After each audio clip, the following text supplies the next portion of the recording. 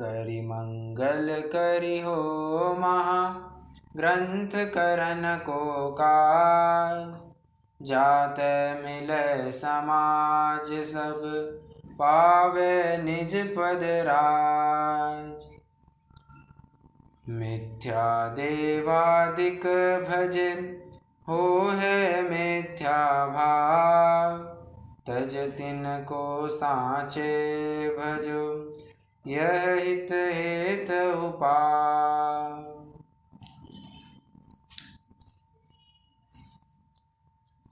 कोई बाहर में कितनी भी दौड़ लगा ले, अंततोगत्वा वो अपने सबसे सुरक्षित स्थल पर पुनः लौटकर आता ही आता है।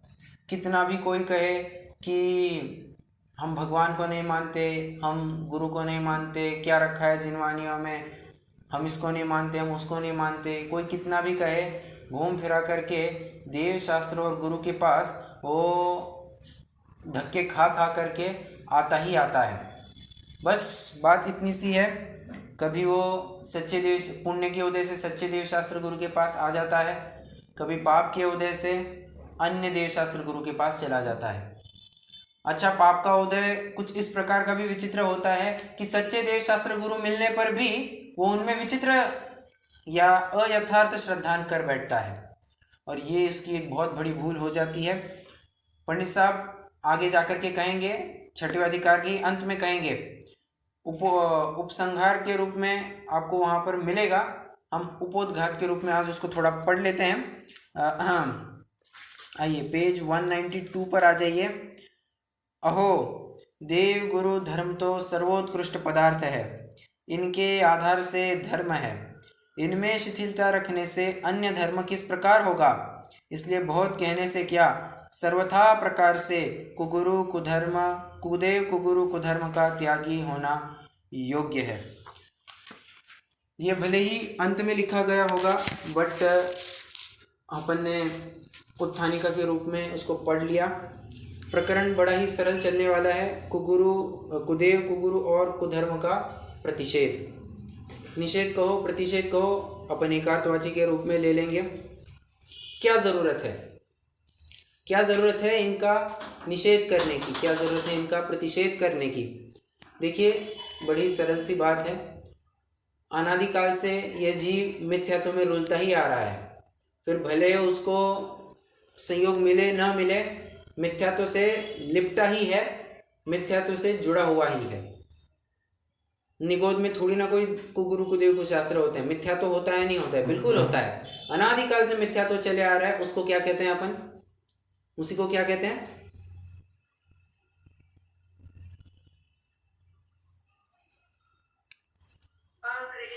बिल्कुल सही, अगृहित मिथ्यात्व नाम से हम उसको पहचानते हैं। अब वो अगृहित मिथ्यात्व कई बार कुछ प्रसंगों को लेकर के विशेष पुष्ट हो जाता है, और प्रायः कहें तो मनुष्य लोक में, मनुष्य गति में, मनुष्य आयु को जो प्राप्त हुआ है, उसके अनादि का जो मिथ्यात्व है वो विशेष पुष्ट हो जाता है गृहीत मिथ्यात्व के द्वारा। और इस गृहीत मिथ्यात्व का बढ़ावा कौन देता है, या गृहीत मिथ्यात्व बढ़ता कैसे है, इसको ताकत कहाँ से मिलती है। तीन ही सोर्स है इसके, तीन ही सोर्स है, कुगुरु कुदेव कुशास्त्र। इन तीन के ही आश्रय से गृहीत मिथ्यात्व होता है। आप उठा करके देख लेना, गृहीत मिथ्यात्व की चर्चा आपको इन तीनों के आजू बाजू में ही मिलेगी। छेड़ाला जी भी देख लीजिए, जो कुगुरु कुदेव कुधर्म से पोषे चिर दर्शन मोह एव। इसका पंक्ति का जरा अर्थ बताना, पोषे चिर दर्शन मोह एव, क्या अर्थ है इसका।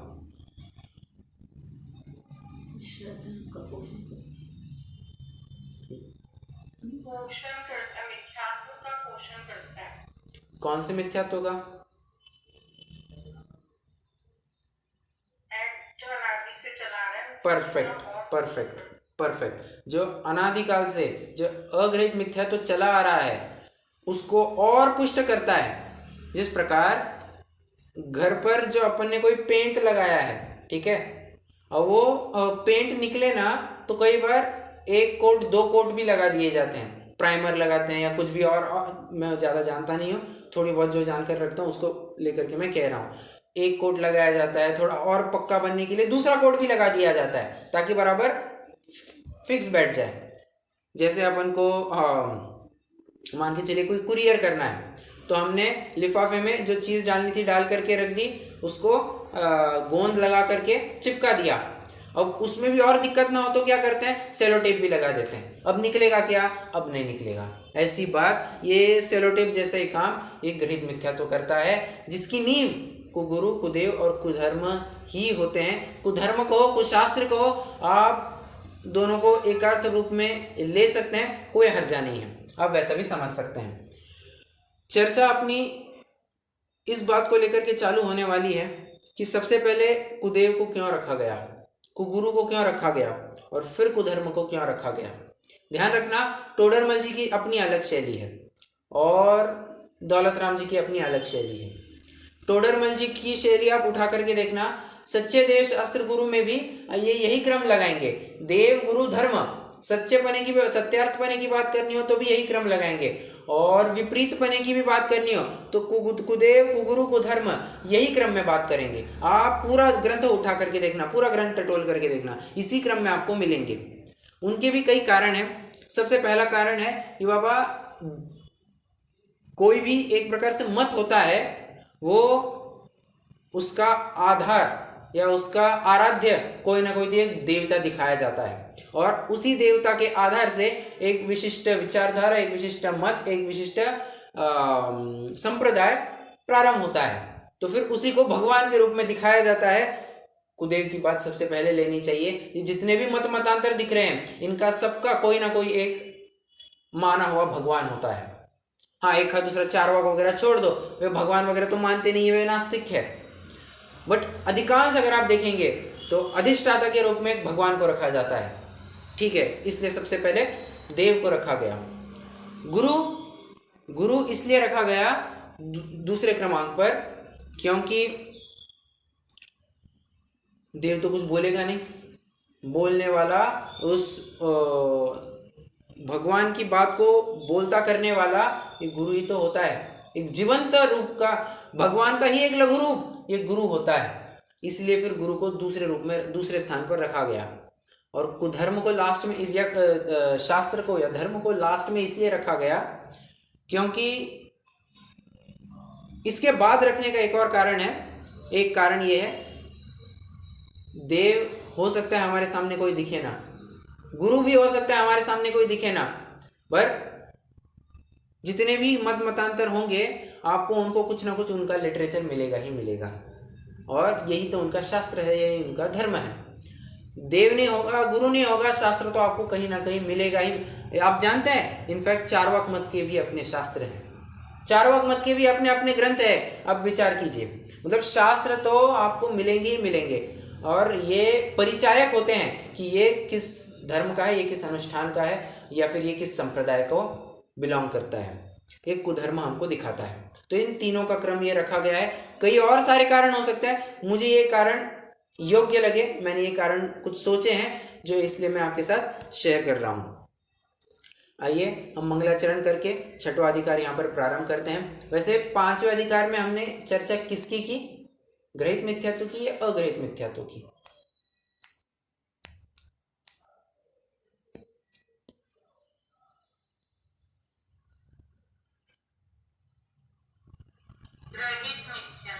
बराबर, गृहीत मिथ्यात्व की ही अपन ने वहां पर चर्चा की है।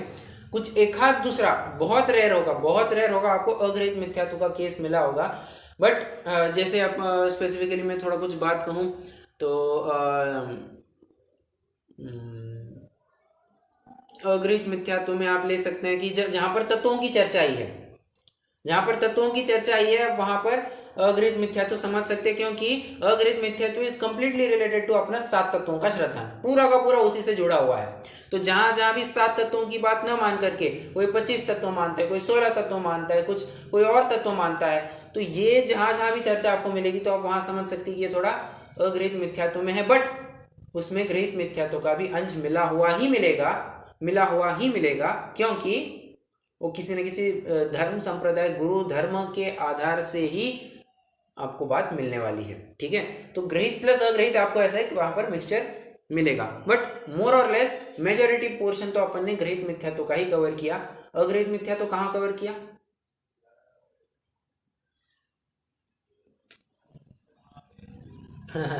संभल करके उत्तर देना। अग्रहित मिथ्यात्व की चर्चा कहाँ की है अपन ने? मोक्ष मार्ग प्रकाशक में।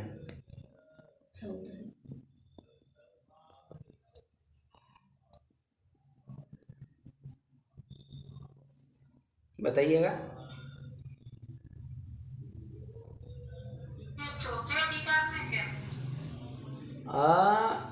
ये एक पार्शियली करेक्ट आंसर है। क्यों? पहला दूसरा तीसरा भी उठा करके देखना, आपको पूरी अग्रहित मिथ्यात्व की बात मिलेगी, पूरी की पूरी दुखों की चर्चा, दुखों का विवरण, और उसमें जीव किस प्रकार सुख मानता है, वह कहाँ कहाँ गलत जा रहा है, ये पूरी अग्रहित मिथ्यात्व की ही तो बात है। अपने सुख स्वभाव को नहीं पहचान रहे, अग्रहित मिथ्यात्व की ही तो बात है। 4 प्रकार की इच्छाएं दिखाई, अग्रहित मिथ्यात्व की बात है। सब चर्चा आपको वहां पर मिलेगी। मतलब केवल चौथे अधिकार में विशेष रूप से उसका निरूपण किया है, परंतु पहले चारों ही अधिकारों में अग्रहित मिथ्यात्व की चर्चा की है। 5वां 6वां 7वां आपको ग्रहित मिथ्यात्व की चर्चा मिलेगी। 8वें से फिर ग्रंथों को पढ़ने का, ग्रंथों को किस प्रकार पढ़ा जाता है, ये आपको एक टॉपिक मिलेगा। और 9वें से एक प्रकार से फिर मोक्ष मार्ग का निरूपण प्रारंभ होता है। तो वहां से खरी गाड़ी चालू होने वाली थी। आप विचार कर सकते ग्रंथ कितना बड़ा हो सकता था। कहते हैं कुछ 20,000 श्लोक प्रमाण होने वाला था, बट ये जो अपने सामने उपलब्ध है ये नहीं 20,000 नहीं, कुछ बहुत बड़ा होने वाला था, बहुत बड़ा ग्रंथ होने वाला था। उसमें से ये जो अपने पास उपलब्ध है, सिर्फ 12,000 श्लोक प्रमाण ग्रंथ उपलब्ध है। और कोई कहता है कि नहीं 20,000 श्लोक प्रमाण लिखा हुआ है। अब उसमें कई सारी मत भिन्नताएं पाई जाती है, तो अपन को उस डिटेल में जाना है नहीं। बट मैं कहना ये चाह रहा हूँ कि यहाँ भी ग्रहित मिथ्यात्व की चर्चा चलने वाली है।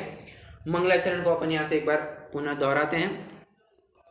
मिथ्या देवादिक भजे, हो है मिथ्या भाव, तज तिन को सांचे भजो, यह हित हेत उपाव। देखो, मिथ्या देवादिक भजे, अब देवादिक का मतलब देव गुरु और धर्म तीनों ले लेना। हो है मिथ्या भाव, ये मिथ्या भाव ही होता है, इनसे मिथ्या भाव ही होता है। अरे इनफैक्ट आगे जाकर के पंडित साहब और कहेंगे, स्वयं कहेंगे कि अनादि का मिथ्या तो पुष्ट होता है। ठीक है, हो है मिथ्या भाव, सम्यक भाव कभी भी होगा नहीं। इसलिए जो श्वेतांबरों ने बात लिखी थी ना, अन्य मत से भी मुक्ति, कोई इसको भी मानेगा तो भी चलेगा, उसको भी मानेगा तो भी चलेगा। अरे ये मिथ्या भाव है, और मोक्ष मार्ग का प्रारंभ ही सम्यक भाव से होता है, सम्यक दर्शन से होता है। तुम अगर इसमें ही गड़बड़ करोगे, जो तुम्हारा आधार है, शिला है, उसमें ही तुम अगर जो तुम्हारी नींव है, नींव ही अगर कच्ची रखोगे तो महल कहाँ से बनेगा। ठीक है, तो ये बात यहाँ से समझ में आती है कि मिथ्या भाव का अभाव करना जरूरी है। और तज तिन को सांचे भजो, तो करना क्या, उनको त्याग करके सांचे भजो, यह हित हेत उपाव, यही तुम्हारे हित का उपाय है कि सत्यार्थ जो सच्चे देव शास्त्र गुरु है उन्हीं को भजो, उन्हीं की आराधना करो। अब इसमें एक और ट्विस्ट है, ये बात मैं आपको यहाँ बताऊंगा, और इसकी झलक आपको पंडित साहब स्वयं देंगे, 6वें अधिकार में ही देंगे आपको। क्या? इस भ्रम में मत रहना। मैंने आपको शुरुआत में भी कहा था, कई बार पाप का एक बार ऐसा विचित्र उदय आ जाता है कि सच्चे देव शास्त्र गुरु मिलने पर भी उनमें अयथार्थ श्रद्धा कर बैठता है। और वो एक बीच की कड़ी यहाँ पर लगा लेना, सच्चे देव शास्त्र गुरु का मिलना ये तो महादुर्लभ है ही, बट उससे भी दुर्लभ है उनका सच्चा श्रद्धान होना। कोई ये विचार करे, उनका सच्चा श्रद्धान मतलब क्या? देव के बारे में ये वीतरागी है, सर्वज्ञ है, हितोपदेशी है, गुरु है, ये 3 कषाय चौकड़ी के अभाव रूप प्रकट हुई, जिनकी आत्मिक विशुद्धता है, और क्या है, संज्वलन के उदय को लेकर के जो उनकी प्रवृत्ति पाई जाती है, जो शुभ राग रूप पाया जाता है, ये ऐसे सच्चे गुरु होते हैं। और जो आत्म ध्यान में ही लीन होते हैं, जिनको विषय कषाय से कुछ मतलब नहीं होता, ऐसे सच्चे गुरु होते हैं। और शास्त्र जो वीतरागता की पोषक ही जिनवानी कहलाती है। बस ये 3 पैरामीटर्स है, इसके अलावा और कुछ नहीं देखता है, कुछ नहीं देखता है। ये सच्चे देव होते हैं, ये स्वरूप होता है। बट इसमें विपरीतता कैसे?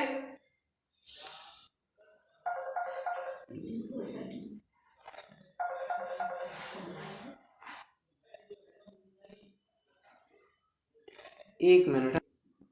हाँ, तो क्या कह रहा था मैं? हाँ, तो सच्चे देव शास्त्र गुरु तो ये होते हैं, बट इनमें विपरीत श्रद्धान कैसे करता है कि ये शांतिनाथ भगवान, इनकी आराधना करो, शांति ही शांति होगी। ये नेमिनाथ भगवान, इनकी आराधना करो, तुम्हें शादी हो जाएगी तुम्हारी। ये महावीर भगवान, इनकी आराधना करो, तुमको बल ही बल मिलेगा। और ऐसी कितनी तो भी विचित्र बातें कह करके, कितने तो भी अयथार्थ श्रद्धान करके ये सच्चे देव शास्त्र गुरु में भी ये विपरीत कल्पना करता है। और ये भी उसका मिथ्यात्व है, ये मानो, ये मानना पड़ेगा। ये थोड़ी सी बारीकाई है, ये समझनी पड़ेगी। पंडित साहब इस बात से हमें ज़रूर वाकिफ कराएंगे ही। आइए हम यहाँ से थोड़ा सा अर्थ भी पढ़ते हैं। अनादि से जीवों के मिथ्या दर्शनादिक भाव पाए जाते हैं। पेज 168 पर हैं अपन। उनकी पुष्टता का कारण कुदेव, कुगुरु, कुधर्म सेवन है। सर्कल कीजिए, पुष्टता, ठीक है, मतलब पोषण करते हैं, जो अनादि से चलते आ रहे उसको और पैक करते हैं और पक्का करते हैं। उसका त्याग होने पर मोक्ष मार्ग में प्रवृत्ति होती है, इसलिए इनका निरूपण करते हैं। क्योंकि मोक्ष महल की प्रथम सीढ़ी क्या कौन?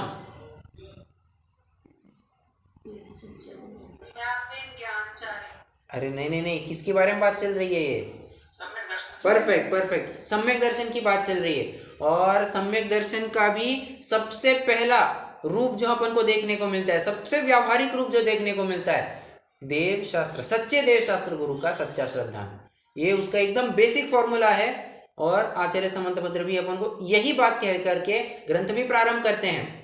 देखना, रत्नकर्ण श्रावकाचार्य में 3 अधिकार है, सम्यक दर्शन, सम्यक ज्ञान, सम्यक चारित्र। सम्यक दर्शन में उन्होंने शुरुआत कहाँ से करी है? श्रद्धानम परमार्थानाम आप्तागम तपोभृताम त्रिमूढ़ापोढ़मष्टांगम सम्यक दर्शन मस्मयम। आगे बात, परमार्थानाम आप्त आगम तपोभृताम, इनका सच्चा श्रद्धान होना परम आवश्यक है, ठीक है। और तभी जाकर के सम्यक दर्शन होगा। और सम्यक दर्शन ये मोक्ष महल की प्रथम सीढ़ी है। इसीलिए मोक्ष मार्ग में अगर प्रवृत्ति करना चाहते हो तो इनका त्याग करो। अब क्यों करो? कोई पूछेगा ना, क्यों करे साहब? हम इनको भजते हैं, हम उनको भजते हैं, ये हमारे आराध्य दैवत है, ये हमारे भगवान है। होता है कई बार इन बातों को लेकर के बड़े लोग ऑफेंसिव भी हो जाते हैं। लोगों को बड़ा बुरा लगता है कि अरे इन्होंने भगवान के बारे में ऐसा बोल दिया, ये भगवान को नहीं मानते, वो उस भगवान को नहीं मानते, और हमने इस भगवान की आराधना की तो क्या होता है, क्या दिक्कत है? ठीक है, हम किसी का नाम शायद नहीं लेंगे भी, बट मेजॉरिटी टाइम्स हम नाम ना भी ले। तुम तो ये बताओ, ये जो किया जा रहा है, ये जो बात है, ये योग्य है या योग्य नहीं है? तर्क युक्ति के आधार से हम बातों को सिद्ध करके दिखाएंगे कि तुम जो श्रद्धान रखते हो, कि तुम जो प्रवृत्ति करते हो, वो योग्य है, बिल्कुल नहीं, वो बिल्कुल भी योग्य नहीं है। ये हम स्वयं सिद्ध करके दिखाएंगे। कुदेव का निरूपण और उसके श्रद्धानादि का निषेध। पहले कुदेव कौन है इसका यहाँ पर निरूपण किया जाएगा, फॉर्मूला दिया जाए। जैसे होता है ना, कोई भी आंसर लिखने से पहले अपन एक बेसिक परिभाषा लिखते हैं और फिर आंसर चालू करते हैं, उसी प्रकार पंडित साहब की भी आंसर लिखने की इतनी सुंदर शैली है। पहले तो डेफिनेशन लिखेंगे, तो अब हम किसके बारे में बात कर रहे हैं, पहले उसकी जानकारी लो और उसको मानना योग्य क्यों नहीं है, फिर इसकी बात हम दूसरे पॉइंट में करेंगे, ठीक है। तो आप चाहे तो स्टार मार्क लगाइए और ये हेडिंग का नाम दीजिए। अब इसमें कई सारे सब पॉइंट्स आने वाले हैं, ठीक है। सबसे पहली बात, हित के कर्ता नहीं है। कुदेव मतलब कौन? आप शॉर्ट में लिखिए, कुदेव इज इक्वल टू हित के कर्ता नहीं है, बस इतना सा, हित के कर्ता नहीं है।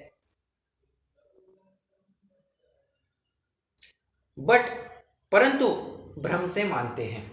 इतना सा आपको लिखना है। क्या लिखना है? कुदेव इज इक्वल टू हित के कर्ता नहीं है, बट परंतु भ्रम से ऐसा मानते हैं। ओके,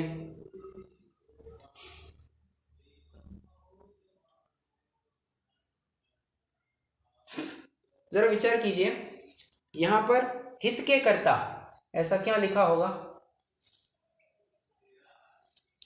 हित के कर्ता और देव के लिए क्यों लगाया? क्योंकि हम हमारे देव के लिए हितोपदेश यूज करते हैं। नहीं नहीं नहीं ये अपने को नहीं नहीं, वैसा नहीं।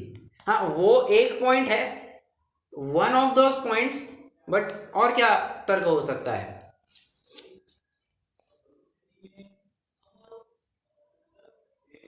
इससे हमारा अहित ही होगा। ठीक है, नहीं नहीं, हित के कर्ता ऐसा पद देव ही के लिए क्यों यूज किया? चलो मैं थोड़ा बताता हूँ। देखो, कर्ता कौन हो सकता है? जिसके पास ताकत हो। जो ताकत वाला हो कर्ता, वही कहा जा सकता है कर्ता धर्ता, जो भी अपन कहते हैं। लोक में सर्वशक्तिमान किसे माना जाता है?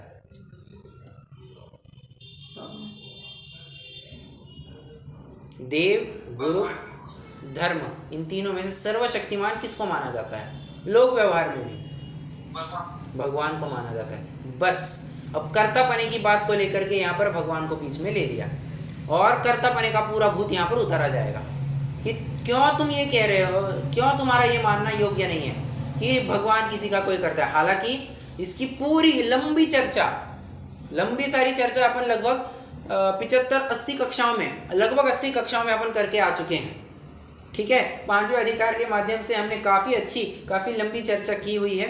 तो पंडित साहब भी कहेंगे कि इसकी चर्चा पूर्व अधिकार से जान लेना।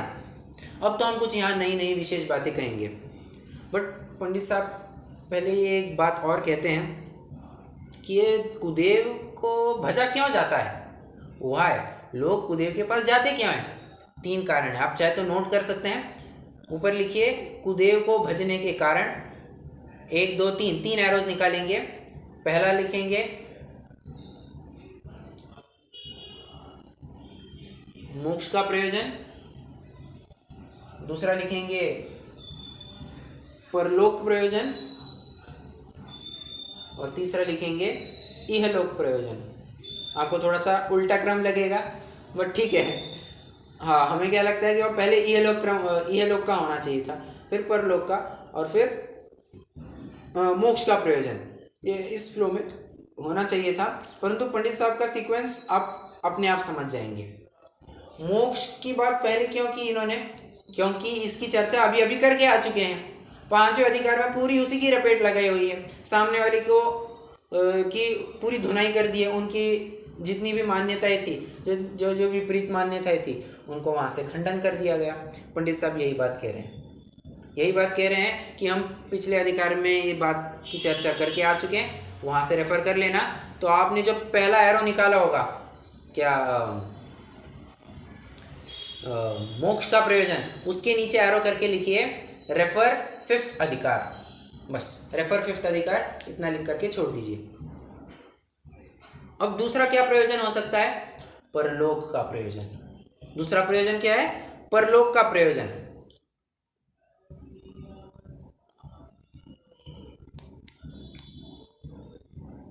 क्या कहते हैं? परलोक में सुख होगा, दुख नहीं होगा।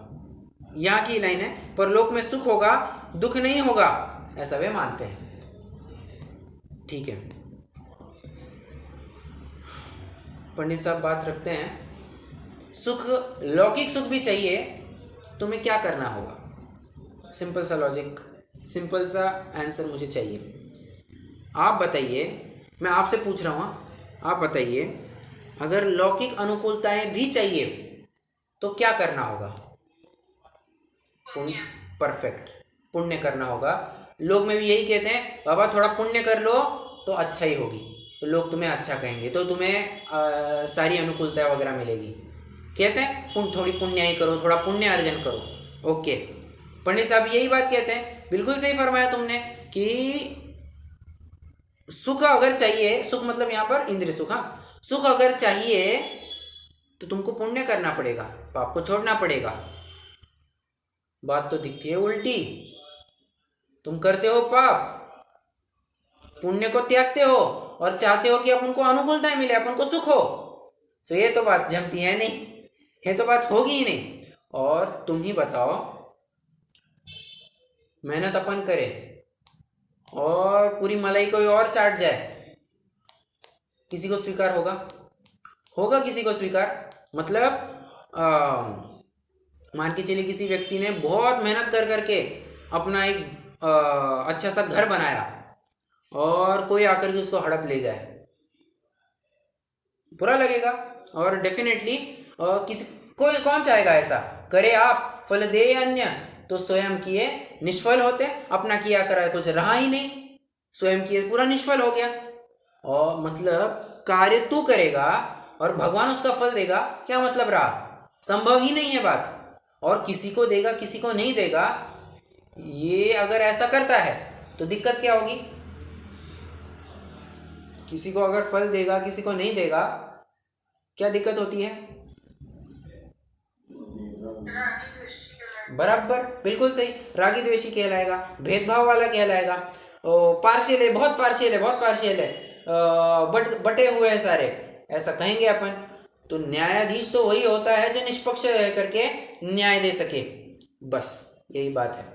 तुम निष्पक्ष होकर के न्याय दे ही नहीं सकते, रागी द्वेषी बने रहोगे और तुम भक्तों को प्रेफरेंस दोगे, अभक्तों को प्रेफरेंस नहीं दोगे।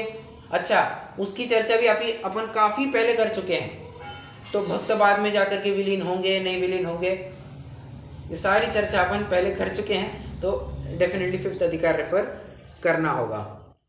और पंडित साहब एक और बात कहते हैं, नाम देता है भगवान का, कार्य क्या करता है? यज्ञ, हिंसा, बलि, ये सब कार्य करता है।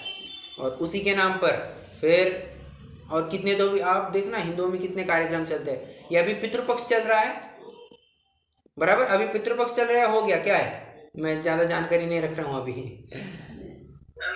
चल रहा है, बराबर, पितृपक्ष चल रहा है, कितना कुछ करते हैं और भोजन करवाते हैं और इतना मिशन। मैं आपको एक फ्रैंकली वैसे एक इन्फॉर्मेशन दूँ, मैं अभी जस्ट आधे एक घंटे पहले मैंने एक पोस्ट पढ़ी, ठीक है, तो बहुत ही इंफॉर्मेटिव रही। तो वहाँ पर ये लिखा था, बिहार में मात्र भोजन कराने के चक्कर में पूरी बिहार की जनता को लगभग 3.5 से 4 हजार करोड़ रुपया खर्चा करना पड़ता है सालाना। आप विचार कीजिए, मात्र भोजन कराना, इस चक्कर में मृत्यु भोज हो या फिर और किसी भी प्रकार का भोजन कराना हो, और होता है कितने ही उत्सव आदि बनते हैं, ये काम हो गया चलो भोजन कराओ, चलो इनके घर मृत्यु हो गया तो मृत्यु भोज कराओ, इतने कई बार भोजन का। और थोड़ा सा पिछड़ा हुआ एरिया है बिहार, काफ़ी पिछड़ा हुआ एरिया है, और उतने बिहार में 3.5 से 4 हजार करोड़ रुपए एक मात्र भोजन कराने के लिए अगर तुम खर्च करोगे तो क्या मतलब बनता है? उतना ही पैसा तुम अगर कुछ फैक्ट्री डालते, मैं बहुत लौकिक बात कर रहा हूँ, ये जिनवाणी से इसका कोई मतलब नहीं है, वहाँ पर पोस्ट में ऐसा लिखा था कि तुम उससे कुछ फैक्ट्री डालते, लोगों को रोजगार मिलता, तुम्हारी जो इकोनॉमी है वो इकोनॉमी को अच्छी ग्रोथ मिलती। वैसा तो कुछ किया नहीं और इन्हीं चक्करों में पड़े रहे। और जानते हैं वहाँ पर गरीबी बहुत है, बहुत ज़्यादा गरीबी है, तो लोगों को ये मृत्यु भोज आदि कराने का खर्चा आता है लगभग 1-2 लाख रुपए। आप कहेंगे 1-2 लाख रुपए क्या होता है? वहाँ पर उनके लिए 2 साल की मेहनत आना का फल होता है 1 से 2 लाख रुपए। मतलब 1-2 साल उनको घिसना पिसना पड़ता है, तब जाकर के वो 1-2 लाख रुपया कमा पाते हैं। इतनी गरीबी है वहाँ पर कई भागों में, और उनको कर्जे ले करके, अपनी जमीन जायदाद बेच करके, सोना जेवरात सब बेच करके उनको ये भोजन आदि करवाना पड़ता है।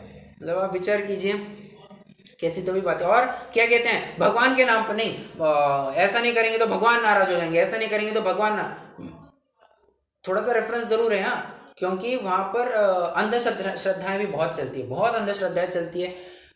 जैसे थोड़े कुछ कहूँ तो हुंडा आदि, ये जो दहेज वगैरह जो होता है, ये काफ़ी प्रमाण में चलता है। बिहार में तो एक दहेज कैलकुलेटर, डाउरी कैलकुलेटर नाम से एक कंसेप्ट है। मतलब आपको वहाँ पर अपना स्पेसिफिकेशन डालना है, पति को अपना स्पेसिफिकेशन डालना है कि वो कितना पढ़ा लिखा है। अगर आईएएस ऑफिसर होगा तो इतना दहेज मिलेगा, आईपीएस ऑफिसर होगा तो इतना दहेज मिलेगा, आईआरएस ऑफिसर होगा तो इतना दहेज मिलेगा, और सामान्य अगर कारकुन भी क्यों ना होगा 2 लाख तो दहेज मिलेगा ही मिलेगा। ऐसी बात है वहाँ पर। हालांकि इससे ये आप कहेंगे इससे क्या मतलब है, थोड़ा सा टॉपिक से हट ज़रूर गया हूँ, बट हाँ आपको थोड़ा जोड़ने की भी कोशिश ज़रूर करूँगा। ये मृत्यु भोज आदि ये सब क्या है, ये कुछ क्या प्रथा आदि चलाने के लिए तो सब कर रहे हैं। और महिलाओं के भी कुछ कार्यक्रम आदि होते हैं, तो उसमें भी उनको भोजन करवाना पड़ता है। महिलाएं समाज की आती है तो उनको भोजन करवाना पड़ता है। तो कितनी तो भी बातें होती हैं। भगवान के नाम पर वे सब भोजन आदि करते हैं और अपने विषय का पोषण करवाते हैं। भगवान का तो दूर, अपने विषय का पोषण करवाते हैं। सो ये कैसी विचित्रता है। बंगाल में आप जाएंगे, वहां के ब्राह्मण लोग नैवेद्य के रूप में मछली अर्पण करते हैं। हाँ, क्या बात जानते हैं, वहां के ब्राह्मण लोग कलकत्ता में, बंगाल में नैवेद्य के रूप में मछली आदि रखते हैं। और I was shocked to hear this कि ऐसा भी हुआ करता है। और भगवान को क्या है, कुछ भी तो नहीं। भगवान कोई जीवंत मूर्ति भी है नहीं, वो तो अब देखो यहाँ पर ऐसा कहा जरूर सकता, कोई कह सकता है वो तो पत्थर है यार, वो क्या खाएगा, वो तो कुछ खाएगा नहीं। और पंडित साहब आगे खंडन करेंगे, तू खिलाना पिलाना आदि करता है, तू विषय का शय का तो अपना पोषण कर रहा है, और वो खाते पीते तो कुछ है नहीं, कितने तो भी दे तो कल्पित होते हैं, तो तुम उसके नाम पर क्यों ये सब बढ़ावा दे रहे हो। सो बिल्कुल भी युक्त नहीं है, यहाँ से ऐसी बात रखी गई है। और ये तो दूसरा जो बिंदु था परलोक संबंधी, उसकी चर्चा हुई। अब तीसरी चर्चा होगी इहलोक संबंधी, बट इहलोक संबंधी चर्चा है वो नए टॉपिक में ही चालू हो रही है। जो व्यंतरादि का स्वरूप और उनके पूजन का निषेध है ना, उस टॉपिक में इहलोक के प्रयोजन से देवादि को भजना, इस प्रकरण का, इस मान्यता का खंडन किया जाएगा। बट अभी तक जितना अपना प्रकरण हुआ है मैं उसको फटाफट रीड आउट कर लेता हूँ। चलिए, कुदेव का निरूपण और उसके श्रद्धानादि का निषेध। वहाँ जो हित के कर्ता नहीं है और उन्हें भ्रम से हित का कर्ता जानकर सेवन करे सो कुदेव है। भ्रम से हित कर जानकर, भ्रम से हित कर जान रहा है। उनका सेवन 3 प्रकार के प्रयोजन सहित करते हैं।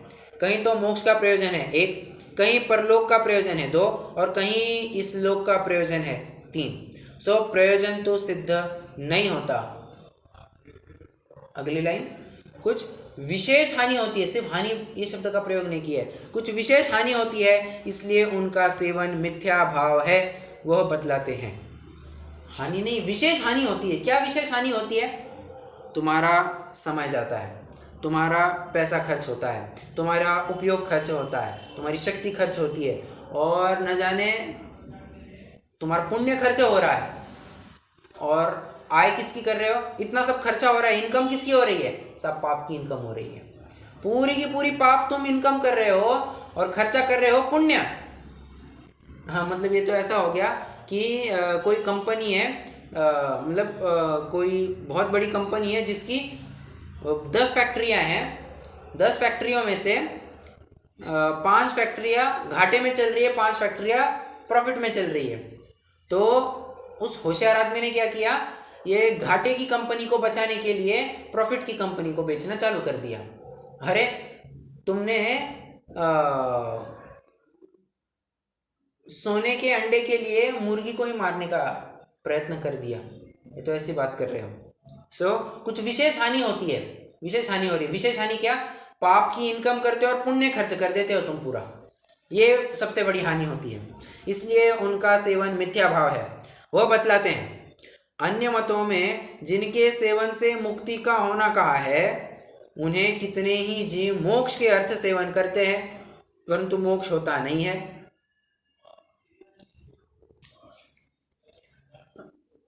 उनका वर्णन पहले अन्य मत अधिकार में कहा ही है। ये पहला पॉइंट हो गया। अब दूसरा पॉइंट देखिए, तथा अन्य मत में कहे देवों को कितने ही परलोक में सुख होगा, दुख नहीं होगा, ये परलोक की बात आ गई, ऐसे प्रयोजन सहित सेवन करते हैं। सो ऐसी सिद्धि तो पुण्य उपजाने और पाप न उपजाने से होती है, परंतु आप तो पाप उपजाता है और कहता है ईश्वर हमारा भला करेगा, तो वहाँ अन्याय ठहरा।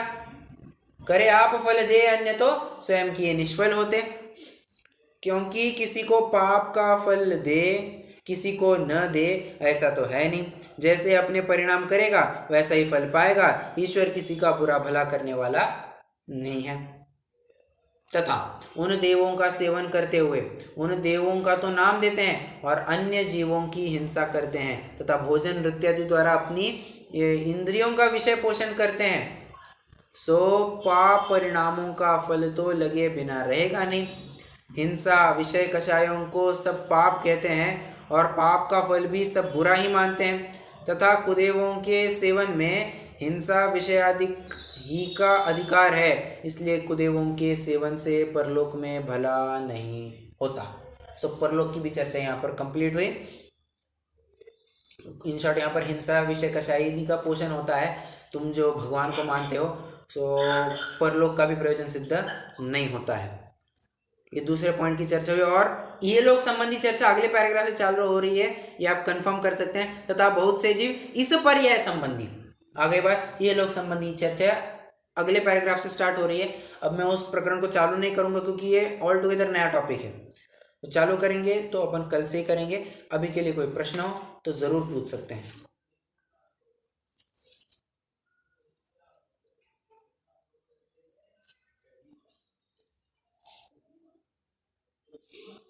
नहीं है, चलिए रुकते हैं, चिन्मणि स्तुति करेंगे।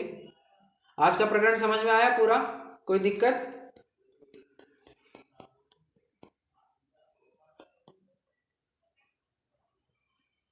क्या बोला भैया? नहीं, आज का प्रकरण समझ में आया पूरा? कोई दिक्कत आई? जी भैया। नहीं। ओके हाँ जी आया। Okay good. जी। चलिए जिन्मणि स्तुति करेंगे।